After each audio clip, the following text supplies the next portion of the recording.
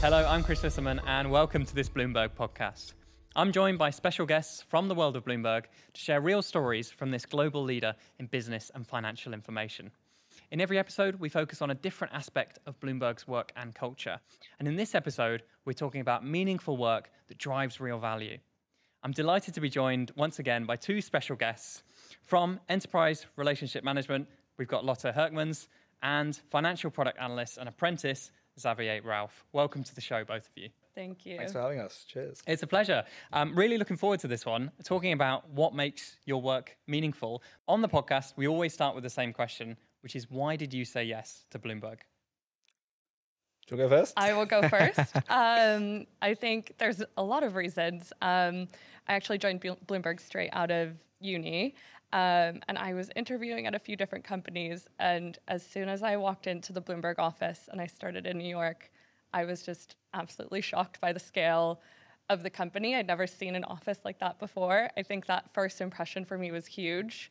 In the end, I chose Bloomberg, I think, because of the community it presented. I didn't have a financial background personally, but through the interviews and I think through the conversations that I had with people, I realized that it would be a really nice transition from uni into Bloomberg, having a starting class of peers, being in the classroom and working at the same time. It was a really nice balance for me. And so it kind of felt like the most, I don't want to say comfortable, but the easiest transition, I guess, from the school world to the working world. And I was really excited by that, moving to a new city and obviously stepping into a career.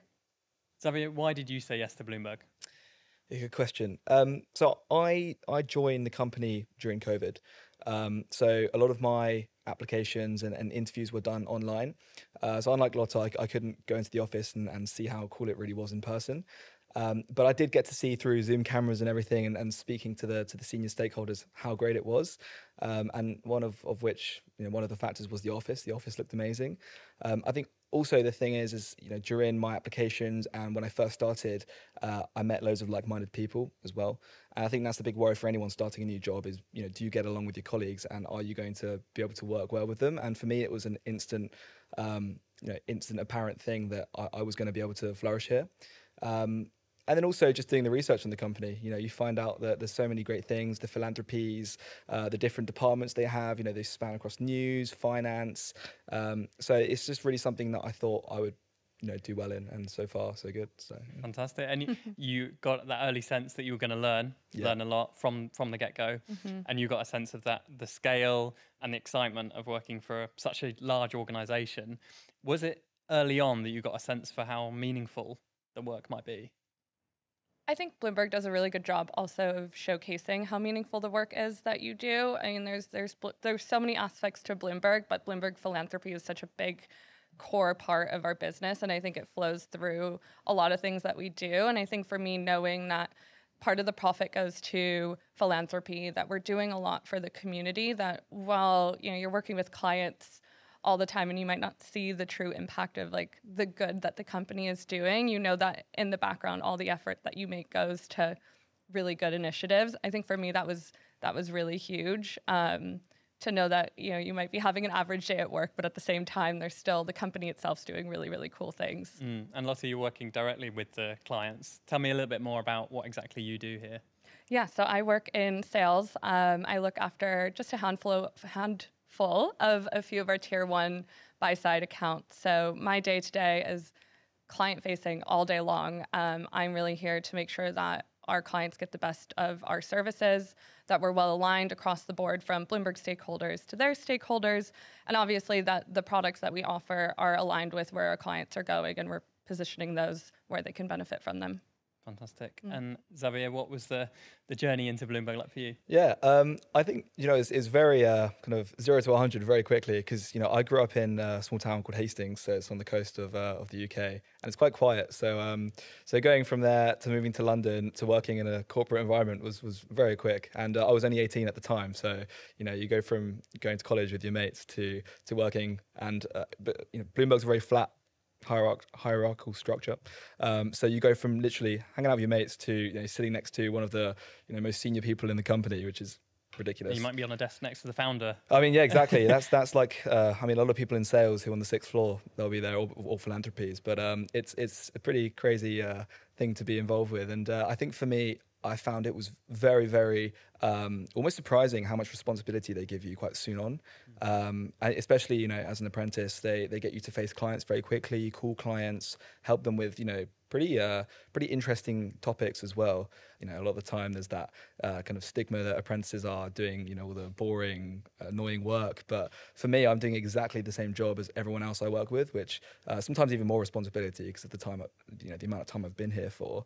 But yeah, I think my journey here was pretty quick, but also very, very well paced as well. So, yeah.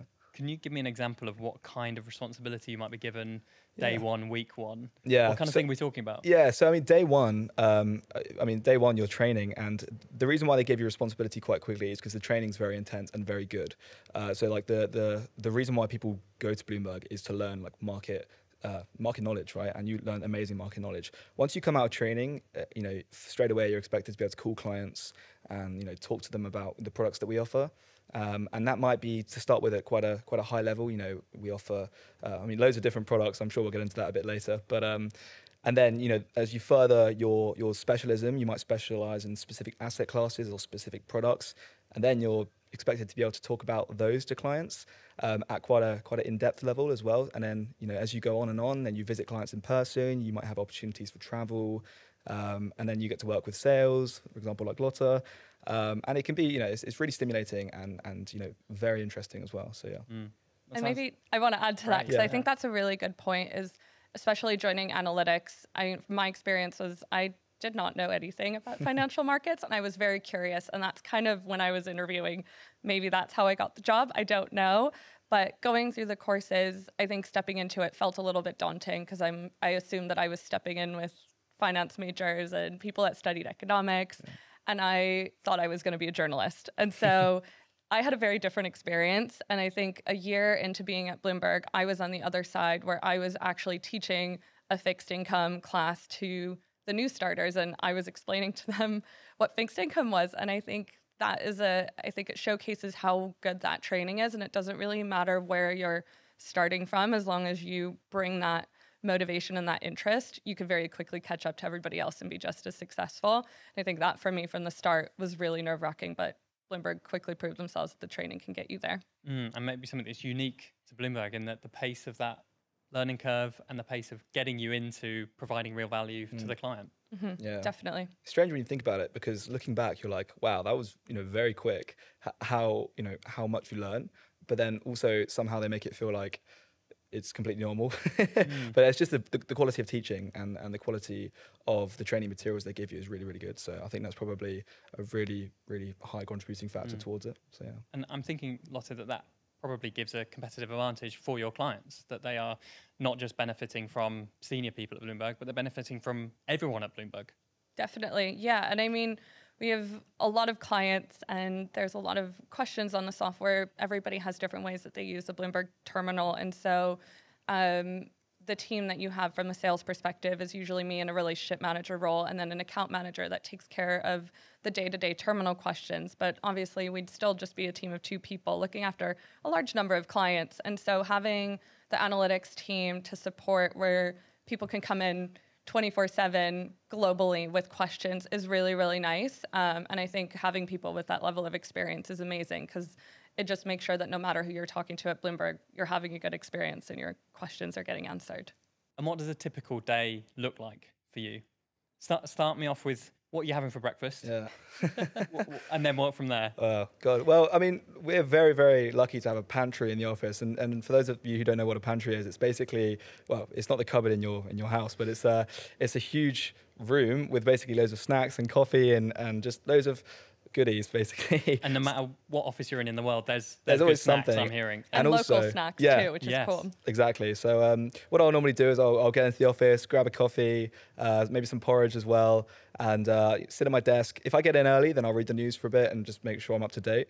I feel like if you're getting in like bang on start time, everything can be a bit of a rush. So I like to get in a bit early, eat some food. Then depending on what my schedule is like, because analytics, you're very structured in terms of what you do, which is pretty good because when you're first starting, a lot of people, this is their first job. So it's nice to have that structure and knowing exactly what you need to be doing. So what I'll either be doing is I'll either be helping clients on what we call the queue. So it's like a live help desk chat where you basically help them with, I mean, for me now, it's quite complex queries because I've been in analytics for quite a while, but depending on your seniority in the department, it could be anything you're working on, anything product related. And then that'll be a mix of that and then helping with sales, doing sales calls or, going in person to client visits. And then also just internal meetings. There's quite a lot of like internal meetings that need to be done within Bloomberg, whether that be team meetings or catch-ups or things like that. Because like we said, one of the beauties of Bloomberg is the collaboration, and that doesn't happen without face-to-face meetings and working together, like exactly. Together, yeah. So I think that's a very high level, but you've got some days like today where we're filming a podcast and you're like, well, this is interesting. Yeah, there's always some curveballs. exactly but yeah. And for you, Lotte? I think no day is the same. I think that's a little cliche, but I think in a client-facing role, definitely the case. I would say that most of my days are spent in some sort of meeting, probably a 50-50 mix of internal and external client meetings. Kind of think of myself as the advocate for both the client and Bloomberg, depending on which side I am on. As the lead on the relationship, a client might have a specific question that then I have to navigate the internal systems of Bloomberg to get them the right answer and advocate on their behalf. And then obviously being on site with the client is a huge part of the role. So I look after currently just clients in London. So I can actually just walk down the street and I see most of my clients in person. So I would say majority of my meetings are actually on site, either at the client office or at our office. So it's quite a mix, I would say, but most of it obviously is going to be meetings either focused on making sure that our clients are getting what they need or helping them on strategic projects and being on site to push that forward. And what does that look like when you're having those meetings? Think about what your clients need, what they value. What does that look like at Bloomberg? Yeah, I think in terms of what our clients need and value, I think Bloomberg really takes the angle of trying to understand what journey our clients are on. We don't want to come in and just start pitching products and hope that something sticks. So we really take the angle of relationships, getting to know each account. What are they doing from a technology perspective? Where are they going from an investment perspective? What are some things that they're potentially generally struggling with that maybe we can somehow figure something out together? So I think that's really the angle that we take for clients. That being said, internally, it's also making sure that we're then all understanding of what that narrative is, right? What's happening to the client, and most of our clients have about 12 people looking after them in some way, shape, or form. So making sure that we're all aligned and on the same page. And I think in my role, I'm kind of project managing that in some way, shape, or form, that we're all kind of playing from the same playbook, I guess. And what do you both most like about your role? Is there a favorite thing when you come into work? Like, yes. Go first. I actually currently, I love the team that I am in currently. I've been in a lot of teams at Bloomberg and they've all been wonderful, but I think coming into a team in the morning where honestly my first 15 minutes, we're having a coffee, we're chatting about what we did last night, the way our desks are set up in pods, there's the desks in a circle and then a small table in the middle, and a lot of times we kind of turn in there and chat for a little while. And I think for me, starting the day like that is so nice. And because the days end up being so busy with meetings, having that little social time is really nice before you kind of dive into the work and kind of are back to back for the rest of the time. Yeah. So having that team, a team you get on with, a team you love working with, and a bit of social time with them before you get into the real work. Exactly. Yeah, I think I'll echo what Lotte says as well. Like, my team's also amazing, but like I think that's something across Bloomberg which is super transparent. Everyone has loads and loads of collaborative opportunities. I think also for me, at the moment, because I've been in analytics for nearly 3 years now, so I think usually the path is people will end up going to sales. But for me, because I've been there for quite a long time, a lot of people ask me to like teach classes and take courses and things like that. And I really enjoy kind of passing on that knowledge to people who've graduated recently, because not only does it help you learn, because I feel like teaching something actually encourages you to learn it better yourself as well, but also it makes you feel quite valuable because you think, well, I was once clueless and didn't have any knowledge on finance before, and now I am teaching it to people who will then go on to do the same thing. So it's like, it's passing the baton on a bit. But yeah, I'm sure you weren't clueless, Xavier. I'm sure you started off with a lot of skills. I went from being a very creative-minded, like I was obsessed with, I wanted to be a musician, and then finding my passion in finance. It's quite a jump, but I mean, I still am very fond of music, so I haven't lost that. But were there key moments for you as you considered your options, considered your career, where things pivoted? You know, those sliding doors moments where you really made those decisions about what you were going to do. Yeah, I think for me, I always was interested in finance. I did economics at sixth form and maths, and I was always quite a numerical person. And it was always an option for me, but I thought, like, at the time, you know, I'm a singer-songwriter, so I loved playing music and I loved singing. And then COVID happened, so I kind of thought, well, you know, all the venues are shut and things like that. Maybe I should think about something else. And for some reason, I really got into like finance, especially, you know, at the time there was all those you know, meme stock crazes and things like that. And I had no clue about, you know, anything like that. So you learn it, you know, you sit down and you learn yourself. You're like, oh, this might be an industry I'm interested in. And then I remember speaking to my tutor at the time, my teacher, and he actually mentioned Bloomberg because we used the resources at school and things like that. So I just applied for it, and here I am. But yeah, I think COVID was a massive tipping point for me, which, you know, good thing for me, I think. Yeah. And Lotte, for you, those moments that you look back on as to the moments that have shaped your career and where you are now? Yeah, I think within analytics for me, I was at a point, I guess, where I was trying to decide if I wanted to stay in analytics or go to sales. And I think at the time we were kind of building out our tier 1 sales group. So a little bit different than a regional group where you might be looking after an entirety of a country. And I was really interested in that part. So I am definitely more, maybe not the mathy person, but the relationship person. And so I thought that would suit me really well. And I had a manager at the time give me the advice of, well, there's a group that we're building on the buy side. If you learn the order management technology, so it's different software from Bloomberg, that might help you get there and be even better in that type of role. And so I actually at that point decided to stay in analytics for an extra 8 to 9 months and learn that product. And it did end up kind of pipelining me into this sales group that I think in the end probably suited my personality best. Yeah. And then for me, starting in the New York office, I realized that I was really enjoying the relationship manager role. I was really looking for kind of a way to expand that and grow what I was doing. So I became more vocal in wanting to move offices. So now I'm obviously in London. So Bloomberg was really helpful in that, in finding a place where I could thrive and kind of transfer the role that I was doing into a role in London. So actually some of my clients are still similar. So it was kind of a nice way to transition over. But I think for me, that was huge. Obviously working in a different office, building a whole new internal network, understanding different cultures, was very nice to do it in a role that I was familiar with. So then I can adjust on everything else. But I think that was huge.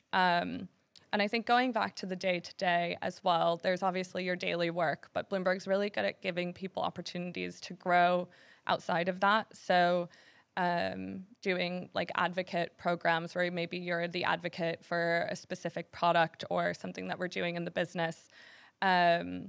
I recently launched a women's network for our clients. And so it's a really different way of working. And all of a sudden we're having panel conversations on what does it mean to be a woman on the buy side. And those are things where I think you kind of get that extra feeling of like, I'm really proud that this is happening. And I'm proud that I'm getting an opportunity relatively early in my career to be a part of that experience. So I think there's lots of things, but those are kind of the main little points for me that have really made me look back and been like, oh, this is a really, really cool opportunity. And you're proud of the achievements you've made. It's a good thing. And I think Bloomberg's empowering you to make those steps and lead those initiatives as well. So you're benefiting from the organization and you're giving something back as well to the world, which is incredible. It's time, both of you, for our lightning round now. So I hope you're prepared. Short, snappy answers. Okay? First question in the lightning round. How would you describe the value of what you do in 3 words? I guess for me, Well, I guess I'm a specialist in what I do. So like specialist, product specialist support. Trying to think. A word I've used a few times: advocacy, relationships, and then last one I would say is patience as well. I think you require it on both sides, and I think that makes for a better sales relationship. Yeah, patience is very valuable. Yeah, I like that. Good answers. I want to hear a little bit about the types of financial organizations that you work with. And I thought we could do this by challenging you each to say one in turn until we run out of financial organization types that you work with at Bloomberg. Lotte, do you want to go first? I would say asset managers, Banks, insurance companies, brokers, individual investors, schools, education institutions, pension funds. Yeah, she's got me beat. You're both good. You're both good. Lotte wins that round. Yeah. Wow, there's a ton of different organizations. There's so many different types that you're working with. Yeah, definitely. A lot of variety. Exactly. And what are you selling or giving customers? And how does that impact the wider financial market or the wider community and world? Yeah, maybe I'll start on that one from my perspective. I would kind of think as Bloomberg as like the backbone of the financial world. Obviously, the world of finance is hugely reliant on technology and the data that's available to you, and that's exactly what Bloomberg does. We're not the ones that are portfolio managers and giving advice on what to invest in, but someone has to have a system where you can track those holdings and put trades in and make sure that they flow through and the money goes where it's supposed to.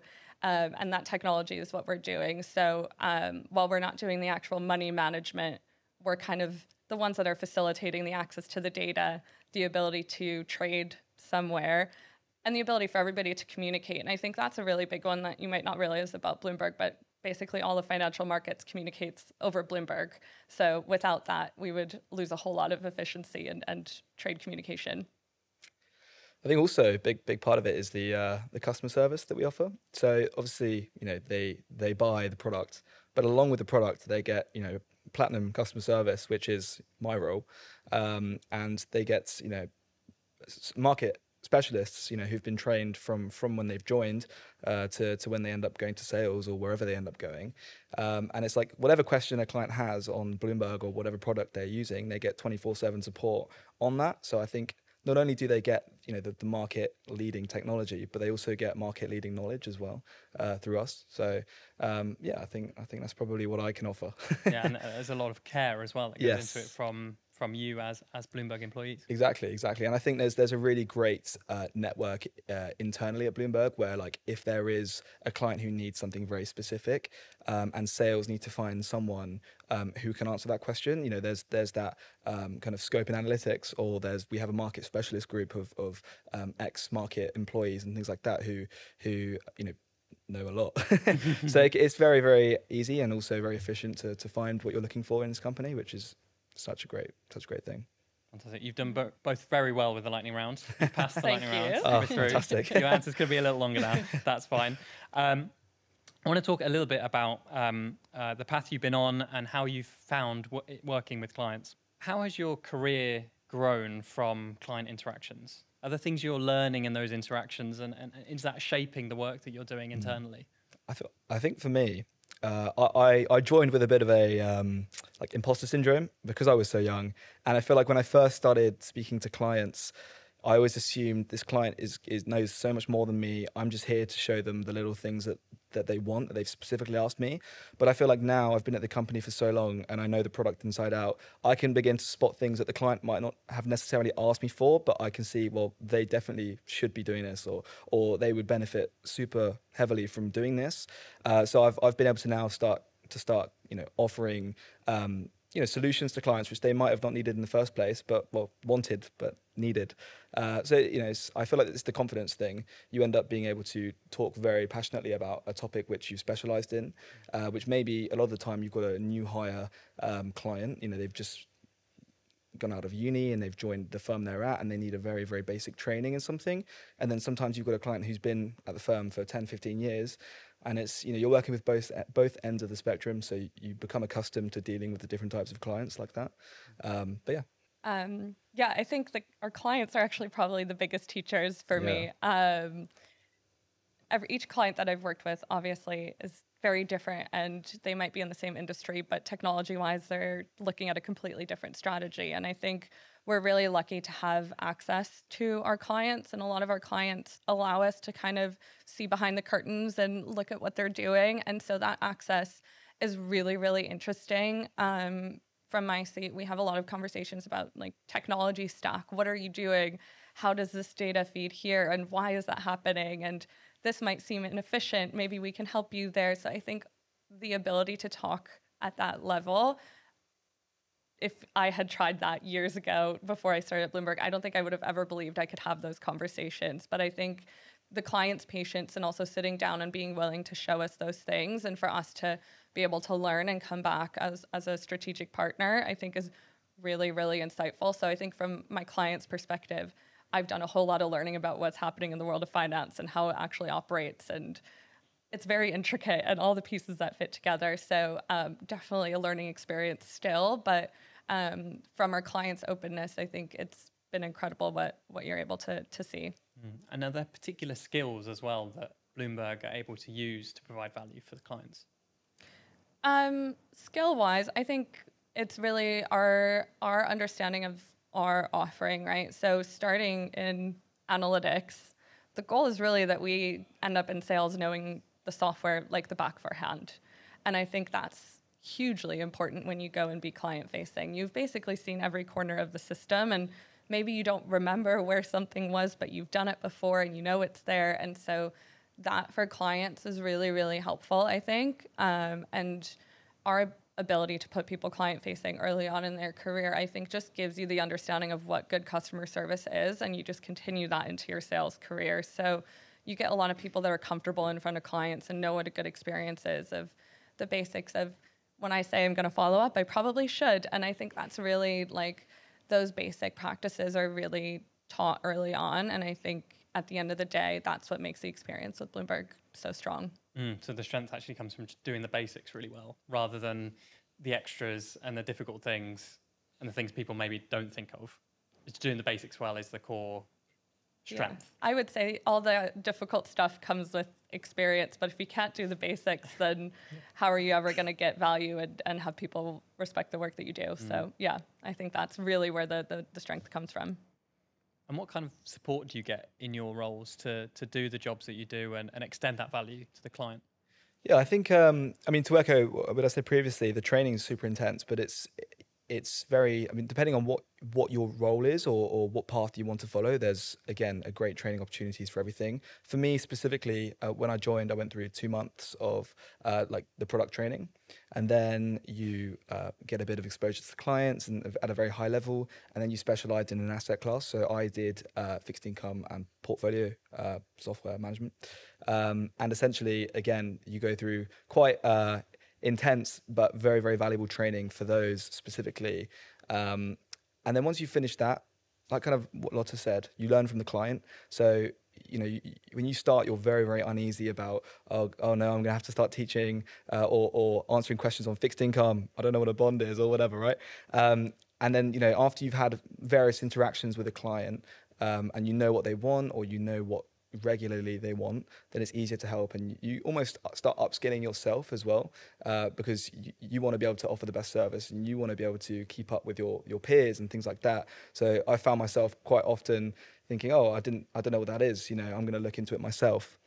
And then you can start teaching that to other people, and so I think it's a self-fulfilling kind of circle that you start learning and you start learning even more, and it's just exponential. So yeah, and I think throughout your career, Bloomberg's really good at continuing to put people in different trainings depending on where you are. So even once, like now in my sales career, I've been in this role for a while, I still am probably put into at least one training a year where I learned something new, and I think that's really great. A couple years ago, I felt like I could get better at public speaking, and I think we can always get better at this, but I had requested to join an external public speaking course, and Bloomberg helped fund that for me. And so I think it's internal, but also if you feel like there's a business case for you to learn something that maybe Bloomberg doesn't usually offer, there's ways that they'll help you get there. So yeah, I feel like the learning never really ends. And once maybe they feel like you're getting too comfortable, they'll probably hand you a next challenge to push you just a little bit more.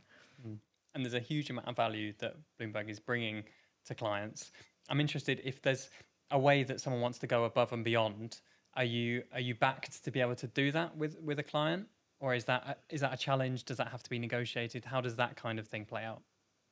Above and beyond, I guess, in what way? In the relationship overall? Yeah, going beyond just doing the basics. Maybe the client has a significant ask or something that's unusual, and as a salesperson, you want to deliver. Are you back to do that, essentially? Yeah, I think obviously everything within reason, right? But you can't promise the earth. Yeah, but I think from my perspective, we should flesh everything out, right?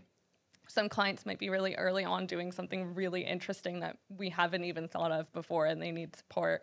So from my perspective, I have a big group of salespeople, but there's obviously also a huge team of product people at Bloomberg that are continuously investing in improving our product solution. So maybe that's where we bring our product team in to meet with the client. We do a lot of those meetings where we sit down and almost like brainstorm of what does the client need and where's our product roadmap, and should we shift our product roadmap or put something in there. So we do have a lot of conversations in my role where we actually sit down product and our clients and see if we can align better, because obviously our clients know exactly what they need, and they might be just 2 steps ahead of where we are. And so there's a lot of learning we can do from each other in that way, and a lot of openness and probably questions and asks for me in sales to get in front of clients for that exact reason. And this, I guess, is where the analysis and the sales are feeding into each other. What kind of things are you looking for from the analytics and the analysis? I'm interested in this too, actually. Yeah. I think sometimes you get access to a lot of clients of Bloomberg that maybe I don't see all the time, or we spend a lot of time on site, but maybe it's someone at a bank that tends to work from home. And so through the queries that come in through our support team, you end up having a lot of access to people giving really interesting insights. I think from my perspective, obviously, I'm a point of escalation if it's needed, but obviously there's a lot of things that clients might ask on a support ticket that might require follow-up, or maybe there's a really interesting project that comes from one of these conversations that you're having. And so I think that open line of communication is really important. I think some of the best projects I've had, a couple of them actually came from someone in the analytics department coming to me and saying, this client had a question, I think we might need to do a little bit more on it. And then I set up a meeting and it unfolds into a wider something. So I think that open line of communication and to never feel shy to reach out to someone in sales is really helpful. Yeah. And similarly, from your side, Xavier, are you thinking about the value of what you bring to sales? Are you thinking about the end client? Who are you thinking about when you're doing your analysis? Definitely, no. So I think that's also part of the evolution of my job is when you first join, you kind of think of it in a very 2D kind of point of view, which is just the end client, right? But I think as you end up going through your journey in analytics, you end up seeing that there's such a bigger picture to it, and that you might be helping out one client, but that client is going to go and show this thing to their whole team, and the whole team might want to get on the back of it, and then it might lead into a wider opportunity with sales. And I've had so many times where I've gone to visit a client, and the account manager or the relationship manager has asked to come with me, and they let me know, we're working on a project with this client and it would be really good to see them and whatever. So I think for me, as I've kind of gone through, I've been able to get sales involved more frequently for that very reason. And I feel that, if you're not working together, then you're going to get your wires crossed, and there could end up being some kind of double counting of certain things. So I feel like for me, I'll always double check with sales if there's something going on. And we've got a really good internal logging system of seeing things like that. So yeah. Yes, Bloomberg benefits from the close collaboration, and the clients then benefit from that close collaboration as well. Exactly. That's great to hear. Let's talk a little bit about the work you're doing.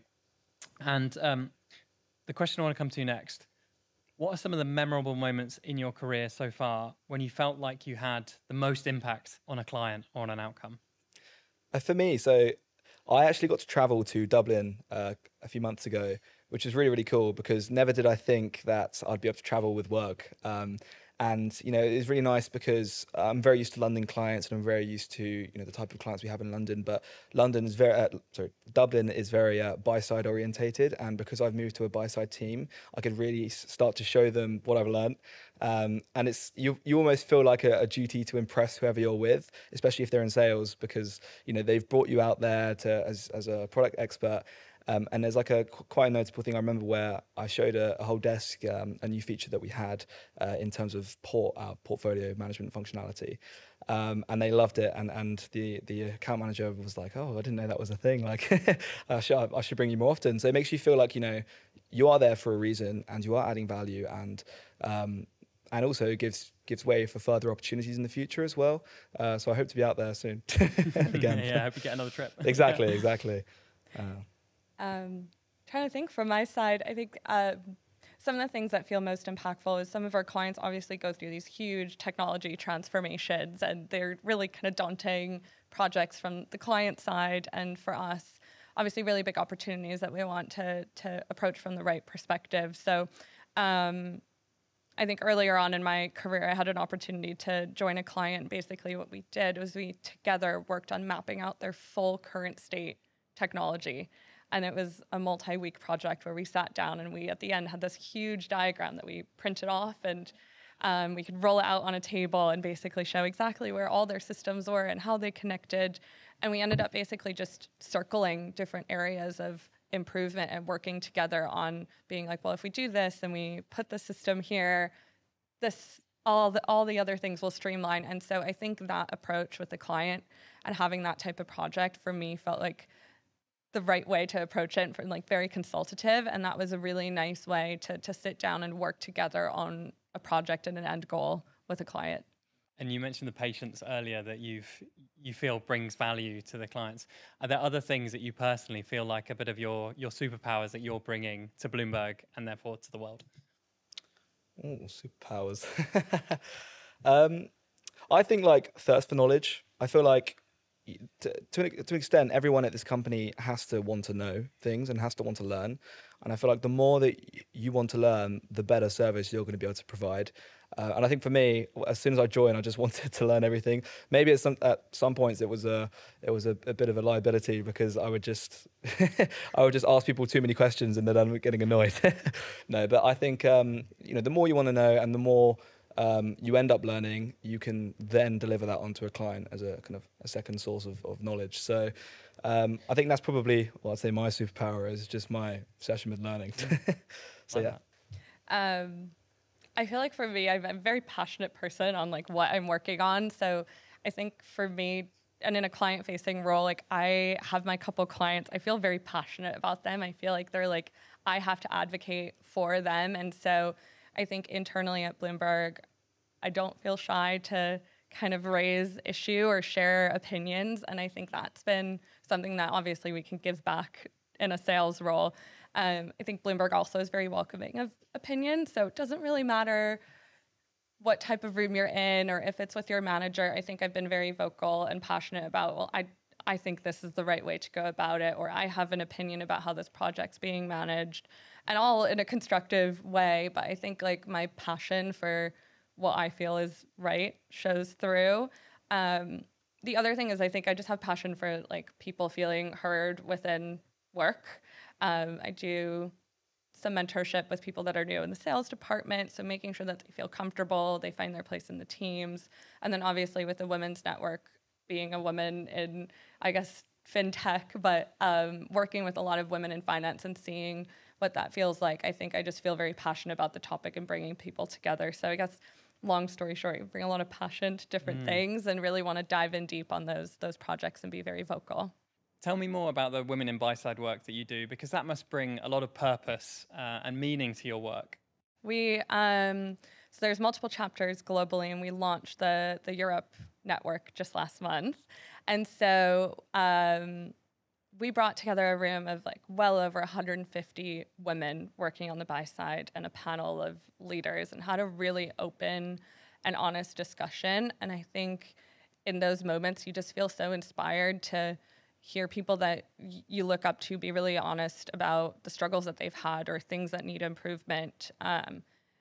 but also like highlighting how awesome it is to be a woman in finance and just a woman in general. So I think it's finding the right balance of that. But I think being in a room filled with other people that are really inspired by their careers and passionate about what they do and getting to speak to them afterwards, I think is just such an additional fire under me to come back to work the next day and work even harder. So those moments and being able to be involved with those things at Bloomberg is really cool, because you have your day-to-day, you show up every day, but those special little moments where you have this really cool conversation with someone that's doing something really interesting just makes you want to show up that much more for the next day of work. Lotte, Xavier, thank you so much for joining me on this podcast. It's been a pleasure to chat to you. Thank you for sharing your stories. Thanks for having us. Thank you. If you like this episode, do give it a like and subscribe wherever you get your podcasts.